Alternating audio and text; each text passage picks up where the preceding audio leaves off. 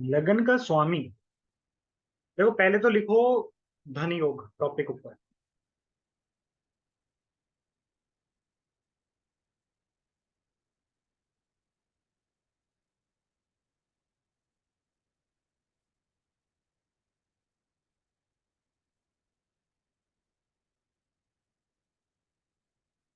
आपको पता है लक्ष्मी स्थान कौन से है? भाई 5 और 9 को हम लक्ष्मी स्थान बोलते हैं। ठीक है। धन स्थान लिखो पहले। धन स्थान कौन कौन से होते हैं? और धन स्थान के आगे लिख देना पोटेंशियल फॉर वेल्थ, ब्रैकेट में।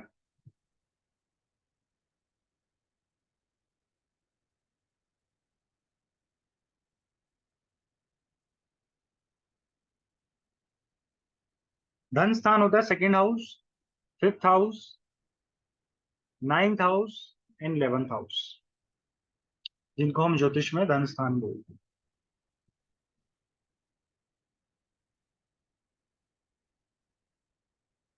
When the lords of second house, fifth house, ninth house, and 11th house makes relation via mutual aspect, conjunction, और राशि परिवर्तन, they make धन योग। जब भी द्वितीय भाव, पंचम भाव, नवम भाव और एकादश भाव के स्वामी एक दूसरे से म्यूचुअल एस्पेक्ट, म्यूचुअल दृष्टि, युति या राशि परिवर्तन, एक्सचेंज ऑफ राशि, एक्सचेंज ऑफ प्लैनेट्स थ्रू राशि बनाएंगे, तब वो धन योग क्रिएट होगा। अब देखो इनमें से ना, अगर लॉजिकली मैं बात करूं, अगर मैं लॉजिकली बात करूं ना कुल के, तो वेल्थ हाउस दो ही हैं जो धन बनाते हैं, जैसे कि मैंने आपको हाउसेस पढ़ाए, second house and 11th house, अगर देखा जाए तो जनरली। ठीक है। फिफ्थ एंड नाइन्थ ना, दे प्रोवाइड स्ट्रेंथ। समझ गए? लक्ष्मी स्थान ऐसे ही नहीं बोलते हैं, दे प्रोवाइड स्ट्रेंथ। ठीक है। तो धन योग कैसे बनता है? जब भी दूसरे घर का स्वामी फिफ्थ लॉर्ड, नाइन्थ लॉर्ड या 11th लॉर्ड के साथ संबंध बनाएगा, तो धन योग बनेगा। जहां पे बनाएगा, जिस भाव में बनाएगा, उस भाव पे धन योग बनेगा। मतलब कि उस भाव के रिलेटेड, उस भाव से आप काम करोगे तो आपको धन की प्राप्ति होगी। समझ गए? फिफ्थ हाउस का स्वामी जब भी सेकेंड हाउस, नाइन्थ हाउस या 11th हाउस के स्वामियों के साथ म्यूचुअल रिलेशन बनाएगा, तब धन योग बनेगा कुंडली में। नाइन्थ हाउस का स्वामी जब भी सेकंड हाउस, फिफ्थ हाउस और 11th हाउस के स्वामी के साथ संबंध बनाएगा, तब धन योग बनेगा कुंडली में। 11th हाउस का स्वामी जब सेकंड हाउस, फिफ्थ हाउस और 9th हाउस के स्वामियों के साथ संबंध बनाएगा, तब धन योग क्रिएट होगा कुंडली में। समझ गए?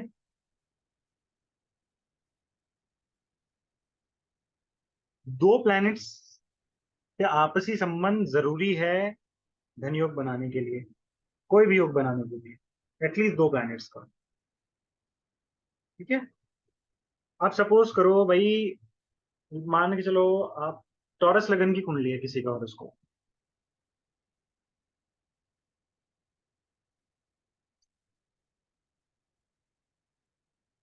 अब यहाँ पे द्वितीय भाव का स्वामी और पंचम भाव का स्वामी तो एक ही है, मरकरी।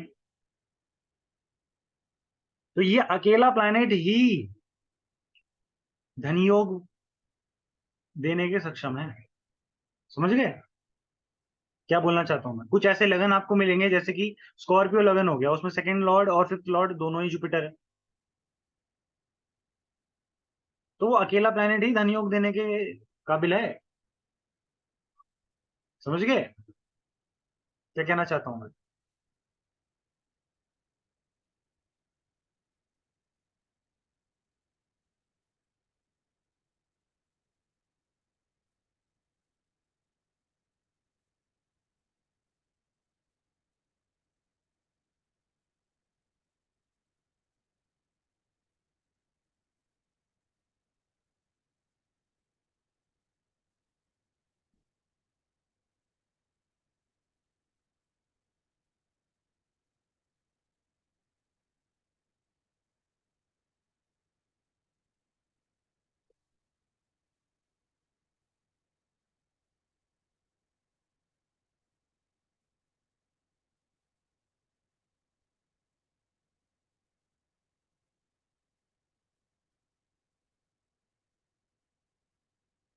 अब लिखो, जब भी लगन का स्वामी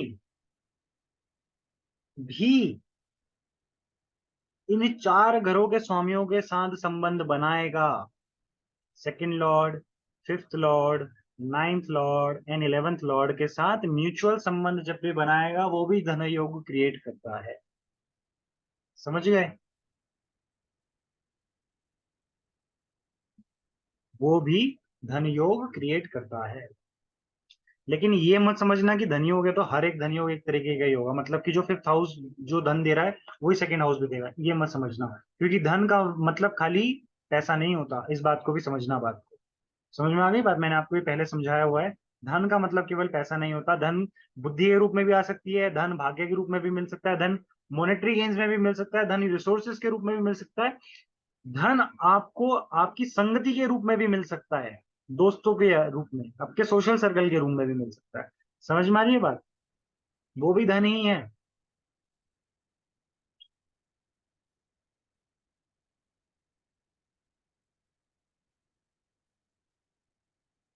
ये चीजें तब लिखी गई थी जब कलयुग स्टार्ट भी नहीं हुआ था। ठीक है? तो ये काफी हाईली इंटेलेक्चुअल लोगों ने लिखी हुई है, इनका मतलब बहुत बड़ा होता है। तो ऐसे कुछ लगन मिलेंगे जहाँ पे आपको, जैसे कि टॉरस लगन हो गया, स्कॉर्पियो लगन हो गया, जहाँ पे सेकंड लॉर्ड भी सेम मिल रहा है आपको, 11th लॉर्ड, फिफ्थ लॉर्ड भी सेम मिल रहा है। ऐसे भी लगन मिलेंगे आपको जहाँ पे आपको 11th लॉर्ड और सेकंड लॉर्ड भी सेम मिल रहे हैं, जैसे जुपिटर आपके हॉरोस्कोप में कैप्रिकॉन लगन के हो ना आप, मकर लगन के, नहीं नहीं मकर लगन में नहीं, एक्वेरियस लगन में। ठीक है? तो एक्वेरियस लगन में 11th लॉर्ड कौन है? जुपिटर है। सेजिटेरियस राशि पड़ती है क्योंकि वहां पे। सेकंड लॉर्ड कौन है? जुपिटर है, अगेन पाइसिस राशि पड़ती है वहां पे। तो वो अकेला प्लैनेट ही इतना पोटेंशियल है उस प्लैनेट के अंदर आपको धन योग देने का। ठीक है? वो अकेला प्लैनेट ही धन योग को क्रिएट कर रहा है। मतलब कि जब जुपिटर जब भी ऑपरेट करेगा उस हॉरोस्कोप में, तब क्या होगा? उस व्यक्ति को धन की प्राप्ति हो गई, उसका बैंक बैलेंस बढ़ेगा, उसके गेन्स बढ़ेंगे। समझ गए? कितने बढ़ेंगे वो उसकी स्ट्रेंथ पर डिपेंड करता है, प्लैनेट्स की।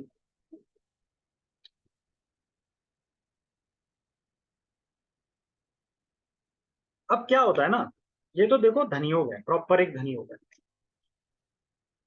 कुछ धनी योग होते हैं जो ना थोड़े कम लेवल पे काम करते हैं, लेकिन होते वो धनी योग ही हैं। मिनी धनी योग बोल लो। अब सपोज करो सेकंड लॉर्ड ना 9th हाउस में जाके बैठ गया, तो ये भी एक धनी योग ही है। मतलब कि ये जो हाउसेस मैंने बताए, इनके जो स्वामी है वो आपस में एक दूसरे के हाउसेस में भी बैठ जाए तो वो भी धनी हो गए।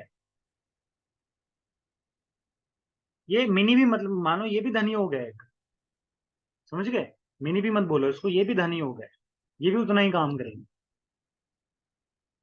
मतलब कि 11th हाउस का जो स्वामी है वो सेकंड हाउस में जाके बैठ गया, 11th लॉर्ड सेकंड हाउस में जाके बैठ गया, वो भी एक धनी होगी है। ठीक है? 9th लॉर्ड 11th हाउस में बैठ गया, वो भी एक धनी होगी है। फिफ्थ लॉर्ड 11th हाउस में बैठ गया, धनी होगी है। फिफ्थ लॉर्ड सेकंड हाउस में बैठ गया, वो भी धनी योग ही है। समझ गए? लिख लो इस चीज को, समझ में आ जाएगी और ज्यादा अच्छी।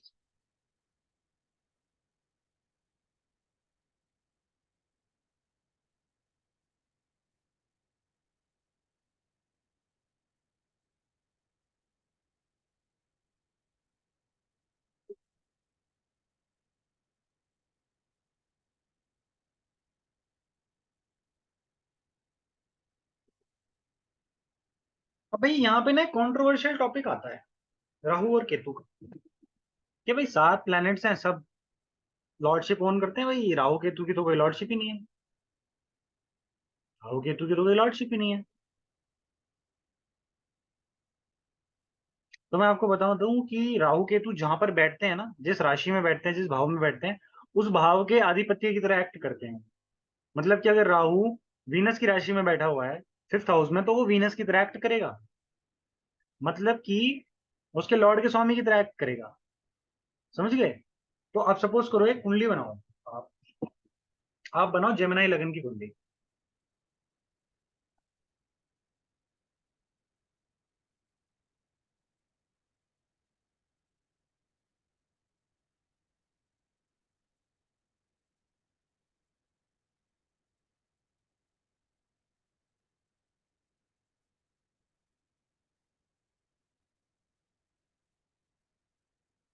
और जेमिनी लगन की कुंडली में भाई पंचम भाव में शुक्र की राशि पड़ती है, वहां पे लिख दो राहु को।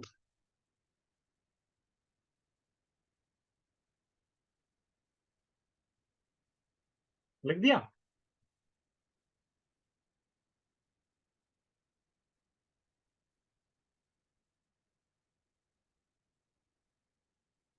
अब उधर लिख दो मंगल, उसके साथ राहु के साथ लिख दो मंगल, 5th हाउस में। अब ये धनयोग बन रहा है कि नहीं बन रहा? क्यों बन रहा है? वीनस तो नहीं है कहीं, लेकिन पंचम भाव में राहु बैठा है, मतलब कि 5th हाउस के लॉर्ड की तरफ एक्ट करेगा। इसका मतलब कि राहु भी धनयोग बना के दे रहा है मंगल के साथ, जब उसकी युति हुई है 5th हाउस में।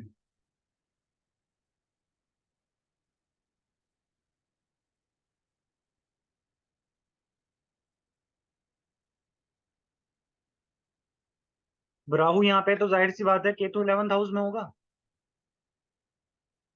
केतु लिखो 11th हाउस में।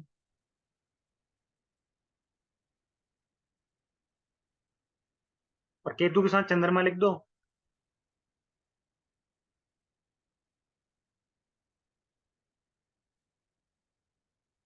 और शनि को लिख दो।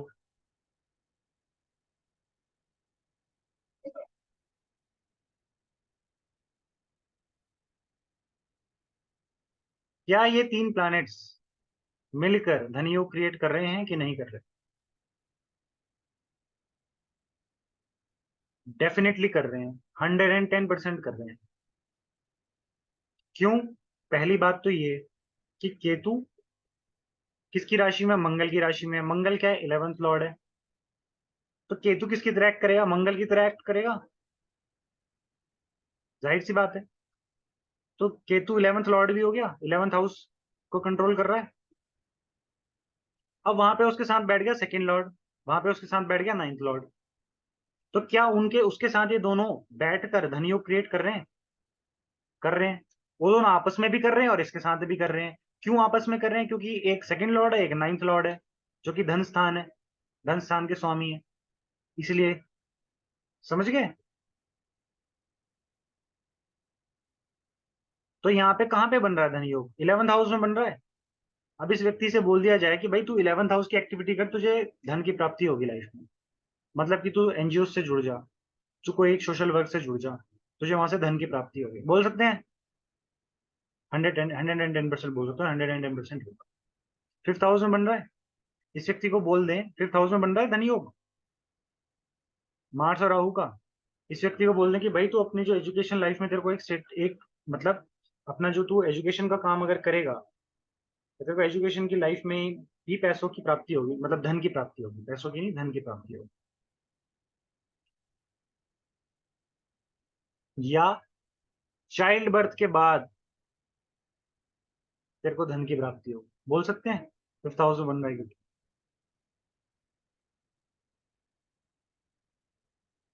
या क्या बोल सकिए, आप 5th हाउस से रिलेटेड जब काम करोगे, प्रोडक्ट मैनेजमेंट का या प्रोडक्ट बनाने का, कोई किसी प्रोडक्ट की उत्पत्ति का, टीचिंग का, ठीक है, बच्चों से रिलेटेड किसी चीज का आप काम करोगे, तो आपको धन की प्राप्ति हो, सीधी सी बात है। ठीक है।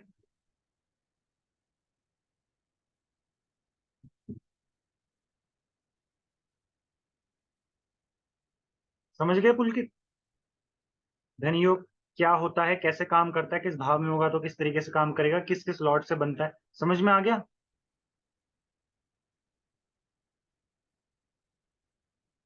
अब आप मरकरी को भी ले आओ 5th हाउस में। क्या ये मरकरी इनके साथ मिलकर धन योग बना रहा है, मंगल और राहु के साथ मिलके? डेफिनेटली बना रहा है, लगन लॉर्ड है। मैंने क्या बताया था? लगन लॉर्ड क्या भी रिलेशन अगर इन भावों से, second, fifth, ninth and 11th भाव के स्वामियों के साथ बन जाए, म्यूचुअल संबंध, तो वो भी धनयोग बनाता है। मैं म्यूचुअल संबंध की बोल रहा हूँ, एक तरफा एस्पेक्ट वाले संबंध की नहीं बोल रहा, म्यूचुअल संबंध,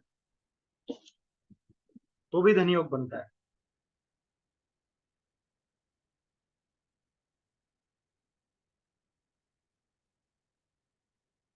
अब धनयोग कैसे काम करेगा? प्लैनेट्स के कारक तत्वों के बेसिस पे काम करेगा। समझ गए? कंजंक्शन पढ़ाया था, वो लगा देना, उस तरीके से काम करेगा। बस धन वर्ड ऐड कर देना। ठीक है, ये धनयोग है, ऐसे बनता है धनयोग। समझ में आ गया टॉपिक? आगे बढ़े अब राजयोग पर आ जाएं। अब देखो कुंडली में मैंने आपको पढ़ाया था कि केंद्र हाउसेस कौन कौन से होते हैं। केंद्र स्थान बताए थे। सबसे पहले लिखो केंद्र स्थान।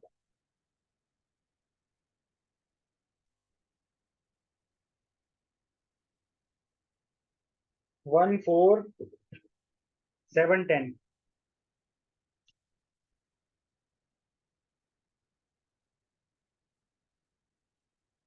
1 4 7 10 ये केंद्र स्थान होते हैं कुंडली है। और इनको विष्णु स्थान भी बोलते हैं। और मैं त्रिकोण कौन से बताए थे आपको? 5 और 9। देखो फर्स्ट हाउस भी त्रिकोण में आता है। फर्स्ट हाउस एक्चुअली में केंद्र और त्रिकोण दोनों ही होता है, लेकिन यहाँ पे समझने के लिए, क्लैरिटी के लिए आप ये मान के चलो कि फर्स्ट हाउस केंद्र में ही आता है केवल। त्रिकोण कौन से हुए? पंचम भाव और नवम भाव। ठीक है। अब क्या होता है पुलकित? केंद्र भाव जो है ना, वो ना प्रोटेक्शन के होते हैं।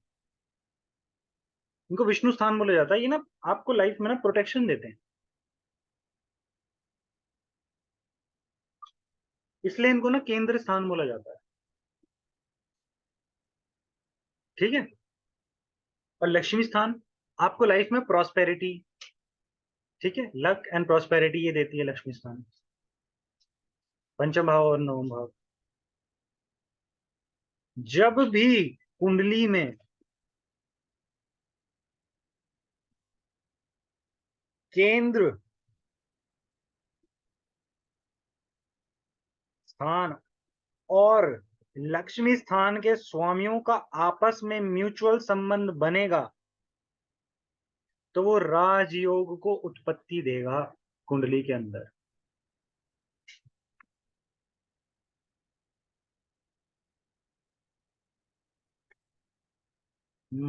मीन्स कि जब भी whenever Lord of Kendras will have a mutual relationship with Lord of Trine, it will create Raj Yoga in the horoscope. For example,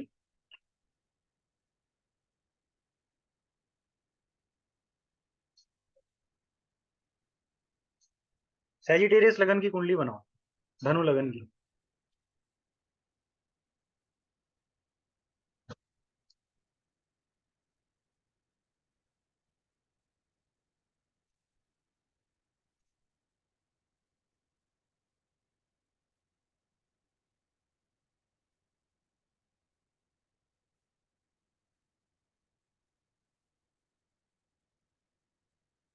बना ली?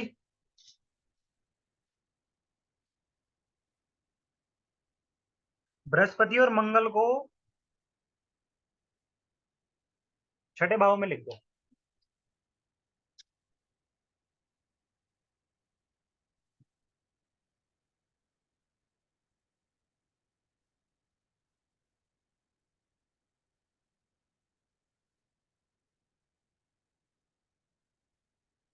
लिख दिया?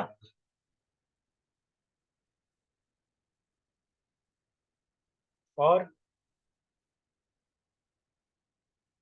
बुध को लिख दो पंचम भाव में, और सूर्य को लिख दो सप्तम भाव में।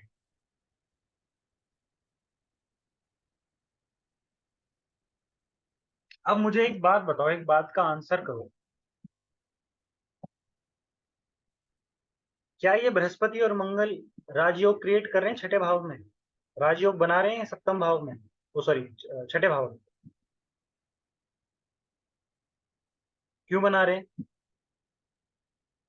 क्योंकि बृहस्पति दोनों केंद्रों का स्वामी है और मंगल पंचम भाव यानी त्रिकोण का स्वामी है, और ये दोनों म्यूचुअली कंजंक्शन युति में है, छठे भाव में, तो राजयोग बन गया दोनों की युति से कुंडली के अंदर।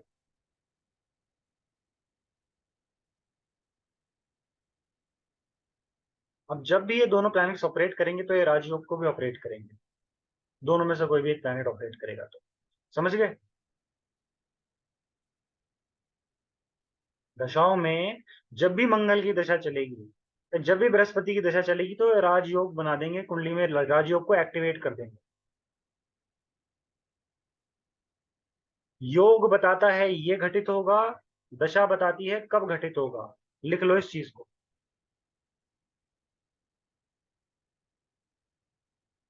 योग क्या है? एक प्रॉमिस है आपके हॉरोस्कोप में कि भाई ये चीज लेकर आए हो और यही चीज लेकर जाओगे। और दशा क्या है?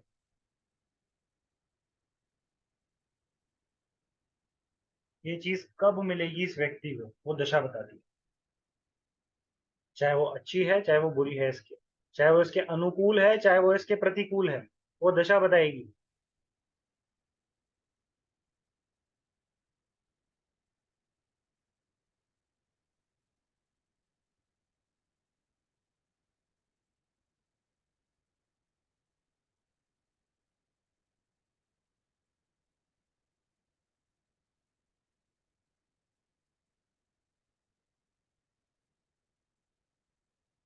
क्या ये सूर्य और बुध आपस में राजयोग को बना रहे हैं, नहीं बना रहे?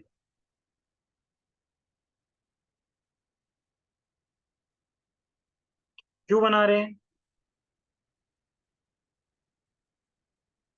सूर्य भी त्रिकोण का स्वामी है, नाइन्थ हाउस का, और बुध केंद्र का स्वामी है, सप्तम भाव और दशम भाव के स्वामी है वो। यहाँ पर क्या हो रहा है? यहाँ पर ये दोनों ग्रह आपस में म्यूचुअली एक्सचेंज्ड हैं। इससे बड़ा तो संबंध मैंने नहीं बताया था आपको, सबसे बड़ा संबंध यही होता है। इसलिए ये दोनों प्लैनेट्स जब भी ऑपरेट करेंगे राजयोग को एक्टिवेट कर देंगे। महादशा में जब भी ये प्लैनेट ऑपरेट करेंगे, ये उस योग को फलित करेंगे, व्यक्ति को स्टेटस अपलिफ्टमेंट देंगे।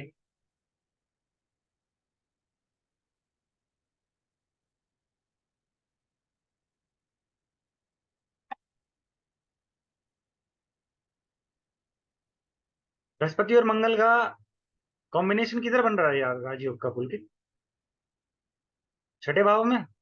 मतलब कि छठे भाव की एक्टिविटीज के बदौलत इस व्यक्ति को प्राप्ति होगी स्टेटस की। और सूर्य और बुध का कहाँ बन रहा है? दो जगह बन रहा है। मतलब सब सूर्य ऑपरेट करेगा तब सप्तम भाव की एक्टिविटीज और दशम भाव की एक्टिविटीज उसको दस पद प्राप्ति देंगी या नहीं देंगी? देंगी।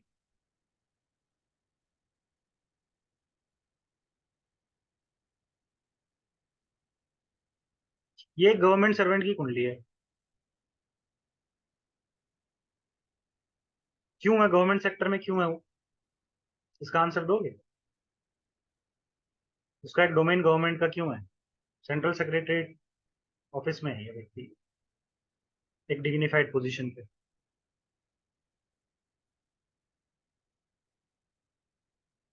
महादशा इस व्यक्ति की बुध की चल रही है।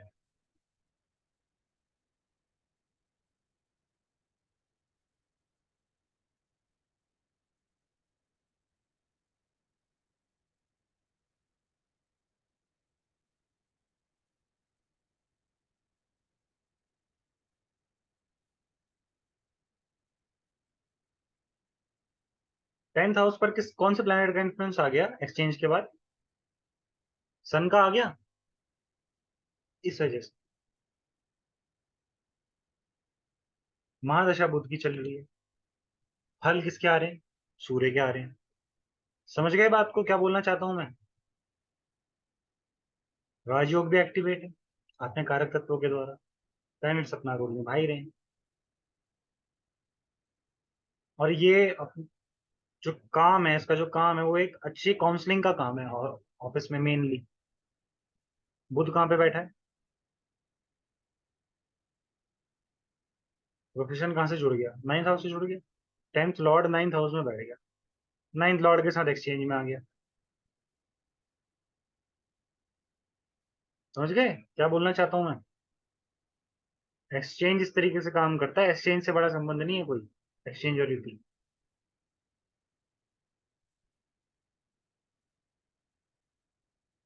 स्पाइसिस लगन की कुंडली बनाओ।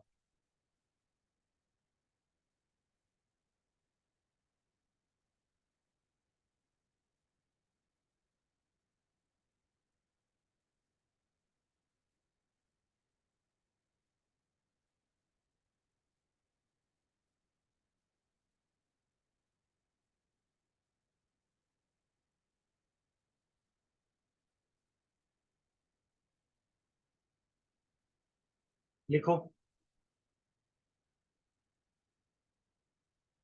मंगल और बृहस्पति लिख दो तुम, 10th भाव में।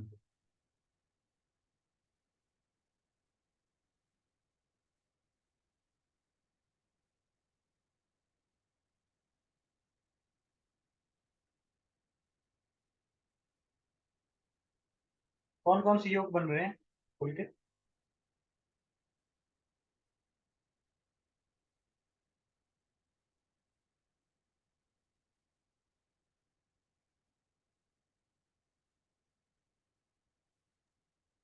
सर धन योग भी बन रहा है, राजयोग भी बन रहा है।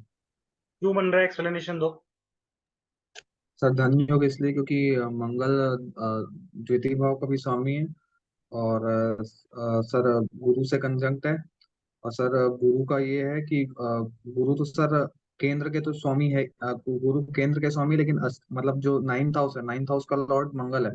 तो मंगल के साथ कंजंक्टिविटी कर रहे हैं, मतलब रिलेशन में आ रहे हैं, केंद्र स्थान और त्रिकोण स्थान में। इसलिए राजयोग भी बन रहा है। गुरु लगन का स्वामी है, और लगन के स्वामी का संबंध धन स्थान से भी बन रहा है और त्रिकोण स्थान से भी बन रहा है। इस वजह से ये धन योग और राजयोग दोनों क्रिएट कर रहा है। सिंपल सा आंसर। कहाँ पे क्रिएट कर रहा है? 10th हाउस में क्रिएट कर रहा है। एडमिनिस्ट्रेटिव वर्क से इसको धन और राजयोग की प्राप्ति होगी। समझ गए? अथॉरिटेटिव वर्क पे, प्रबंधन कार्य की वजह से।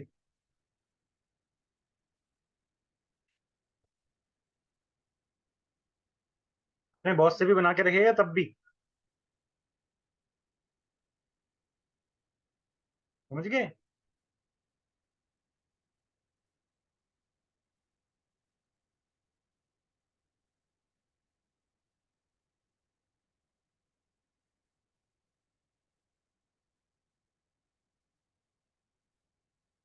चौथे भाव में बुध और चंद्रमा को लिख दो।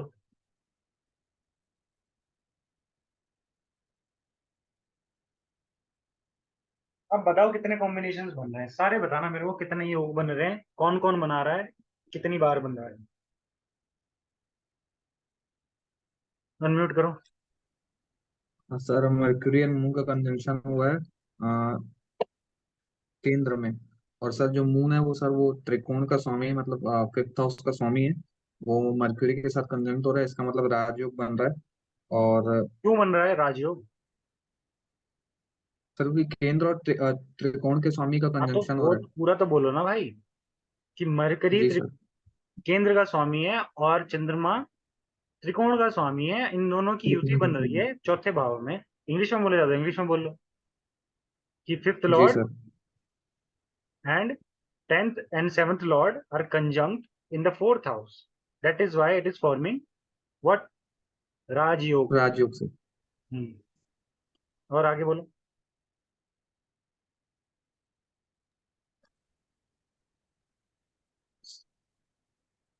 Sir and mercury is also a Lord of seventh house, and it is in conjunction with the lord of fifth house. That is also it is forming rajयोग sir. हाँ भाई, वही तो बात बोली अभी। अरे सर मेरे उसके प्यारे अलावा भाई, 10th हाउस में प्लैनेट्स दिख रहे हैं आपको, जुपिटर और मार्स दिखाया मैंने। जी तो सर। आपस में इनका एस्पेक्ट भी दे म्यूचुअल रहे एस्पेक्ट से बन नहीं रहा रिलेशन कुछ। हैं, दूसरा एस्पेक्ट भी दे मरकरी रहे और मून का रिलेशन जुपिटर और उससे बन नहीं रहा है, नहीं बन रहा है, नहीं बन रहा हैं सर। मार्स से। तो यहाँ पे मरकरी और मून तो बना ही रहे हैं, लेकिन मरकरी और मार्स भी बना रहे हैं, नहीं बना रहे राजयोग? जी सर। बना रहे हैं, डेफिनेटली बना रहे हैं। केंद्र का स्वामी है मरकरी, और मंगल कहाँ का स्वामी है? त्रिकोण का स्वामी है। वो भी त्रिकोण का स्वामी है, वो भी नाइन्थ का लॉर्ड है। इसलिए क्या यहाँ पे जुपिटर बना रहा है राजयोग चंद्रमा के साथ, म्यूचुअल रिलेशन, म्यूचुअल एस्पेक्ट से? जी सर, बना रहे हैं। बना रहे हैं ना। जी। इस वजह से है, समझ गए?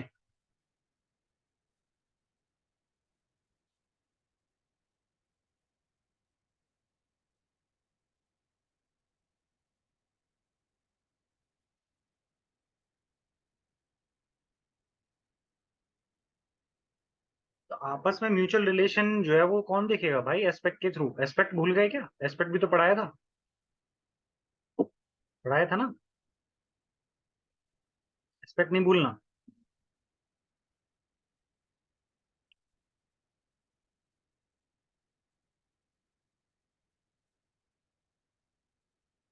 कैप्रिकॉन लगन की कुंडली बनाओ, थोड़ा जल्दी बनाओ।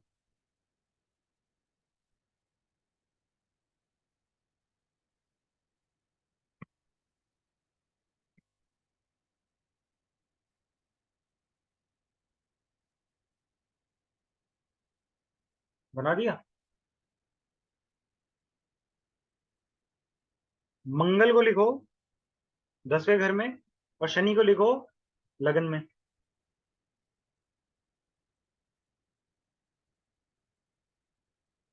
क्या ये धन योग है या नहीं है?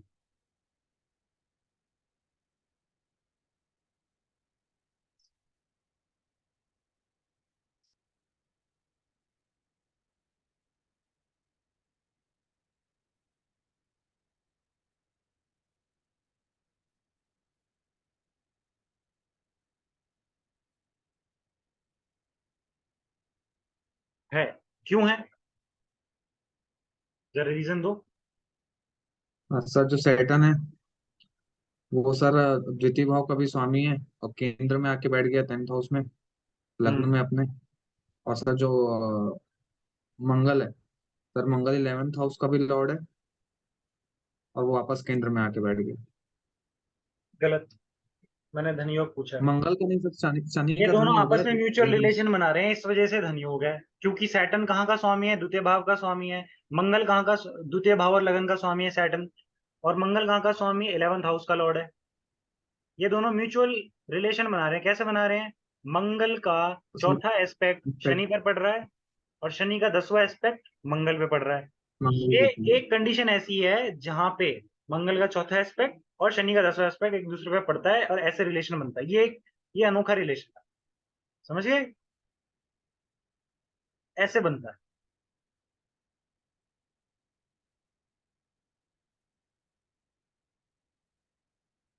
ये भी एक रिलेशन है एस्पेक्ट के थ्रू, क्योंकि इनके स्पेशल एस्पेक्ट होते हैं ना, इसलिए मंगल और इसका बनता है इस तरीके से। समझ में आ गया जो पढ़ाया आज? इसको प्रैक्टिस करना। प्रैक्टिस करोगे, लिख लिख कर करोगे, तभी समझ में आएगा। कुंडलियां बनाओ, उसमें रीडिंग्स दो, एस्पेक्ट को स्टडी करो, हर एक चीज को स्टडी करो, लिखो। जितना लिखोगे उतना बढ़िया रहेगा, ठीक है?